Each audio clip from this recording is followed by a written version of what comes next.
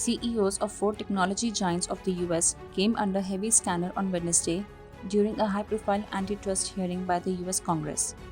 It was more than 5 hours of extensive questioning, grilling, and accusations by lawmakers who did not mince words in alleging Facebook, Amazon, Apple, and Alphabet's Google of monopolistic practices whereby they used their financial clout and market dominance to crush rival firms and annihilate the competition. Let's watch the full report.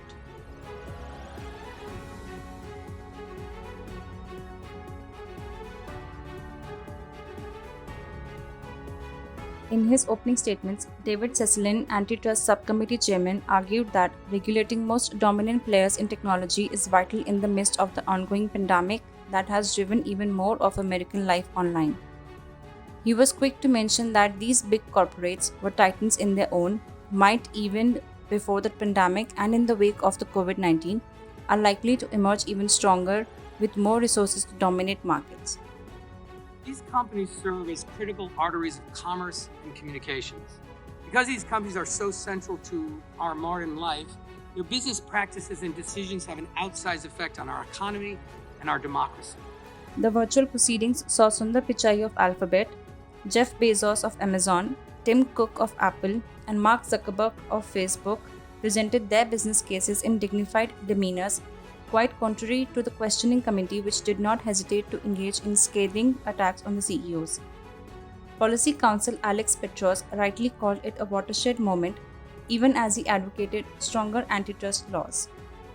The hearing marked an escalation of antitrust scrutiny in the sector, with the internet platforms, which have a combined value of nearly $5 trillion, already under investigation by the US Federal Trade Commission and the Justice Department.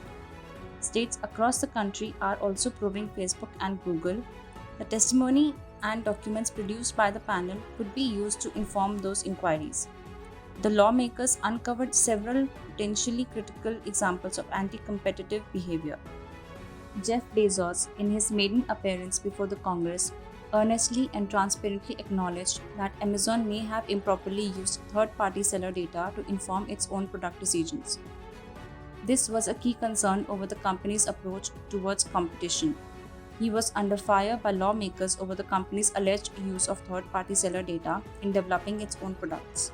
I can't answer that question yes or no. What I can tell you is we have a policy against using seller-specific data to aid our private label business, but I can't guarantee you that that policy has never been violated.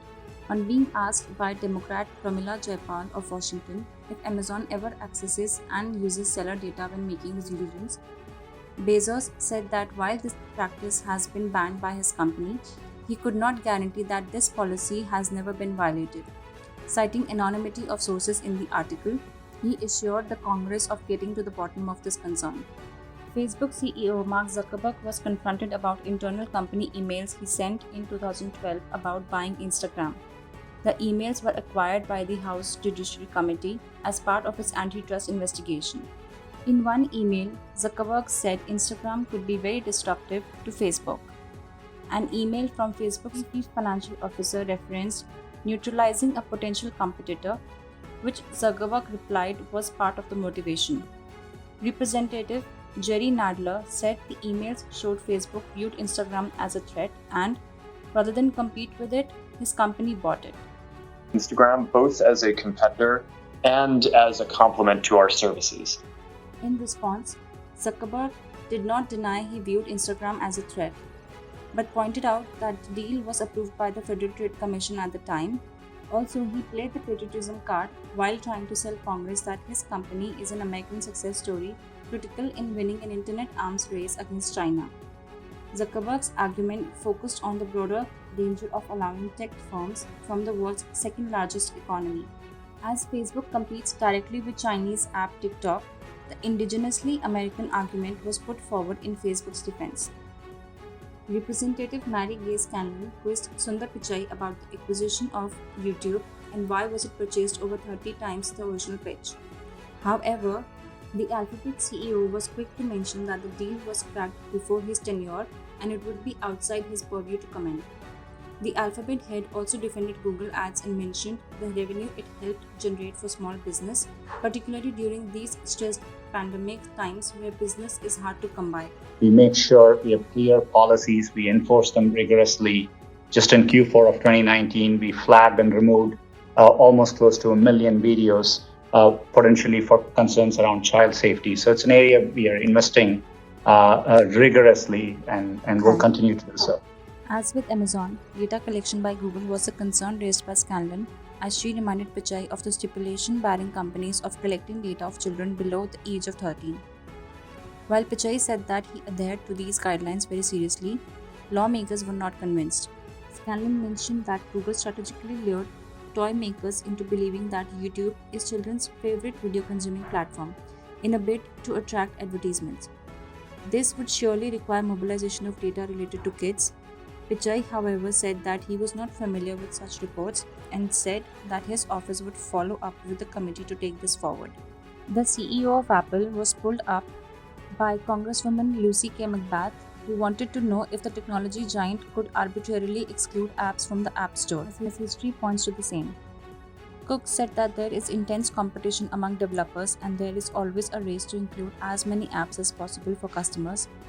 Cook said the other apps were removed for privacy concerns, but McBath noted that they came right back to the store approximately 6 months later after multiple complaints and were asked to make almost no changes to the privacy settings. The Congresswoman found the timing of app removals quite coincidental. 30 parental controls on the App Store today. So there's plenty of competition in this area. And I would point out that this is not an area where Apple gets any revenue at all. Chairman Cecilin said post-hearing a host of responses from the CEOs, many of the preconceived factors were confirmed. These were the things the panel had learned during its inquiry. He said it was important to hear from some of the CEOs in acknowledgement of some of the anti-competitive practices that are really at the heart of this investigation. In the overall analysis, while Democrats largely went after the CEOs for their use of data and behavior toward competitors, Republicans during the hearing consistently alleged a pattern of anti-conservative bias by the tech companies, despite possessing nothing more than anecdotal evidence to support their views. While there was some fireworks between Democrats and Republicans, the overall drama of the hearing was restrained due to the highly technical nature of some of the questions. But this still imposes a thought in context to understand why some of the exchanges, which were the product of a lengthy investigation into the nuts and bolts of their businesses, mattered.